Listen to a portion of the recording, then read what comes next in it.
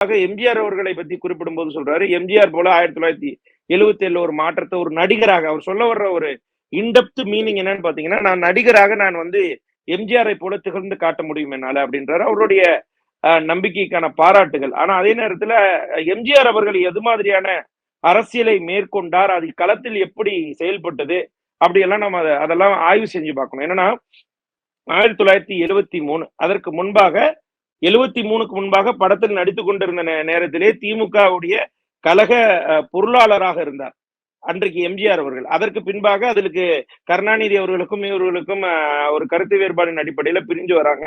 1073ல இவர் ஒரு கட்சி ஒண்ணு ஆரம்பிக்கிறார். 1072 சரியாக சொல்ல போனா அனகாபுத்தூர் ராமலிங்கம் என்பவர் தான் அந்த அஇஅதிமுக இவரோட எம்ஜிஆருடைய தொண்டன். அவர் என்ன பண்றாரு 1972ல அனகாபுத்தூர் ராமலிங்கம் அவர் தான் வந்து அஇஅதிமுக என்ற கட்சியை தொடங்குகிறார். எம்ஜிஆர் அவர்களுடைய தொண்டன் தொடங்குகிறார்.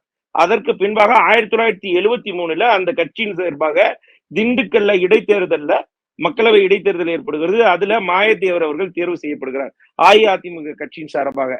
அதற்கு அடுத்தபடி வந்தது வந்து நம்மளுடைய அரங்கநாயகம் அவர்கள் கோவை சட்டமன்ற இடைத்தேர்தல்ல 76கள்ல அவர் வந்து தேர்ந்தெடுக்கப்படுகிறார். இந்த நேர காலகட்டங்கள்ல நம்மளுடைய அண்ணா திராவிட முன்னேற்ற கழகம் கட்சி வந்து 2 ஏப்ரல் 1973ல 3வது பெரிய கட்சியாக 11 சட்டமன்ற உறுப்பினர்களை கொண்டிருக்கிறது.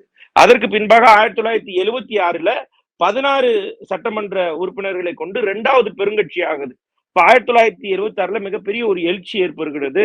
234 தொகுதியும் எம்ஜிஆர் அவர்கள் பிரச்சாரம் செய்கிறார். பிரச்சாரம் செய்த பின்பாக அதற்கு பின்பாக 1977ல தான் 4வது தமிழ்நாட்டின் முதலமைச்சராக இந்த அரியணையில் அமருகிறார் எம்ஜிஆர் அவர்கள்.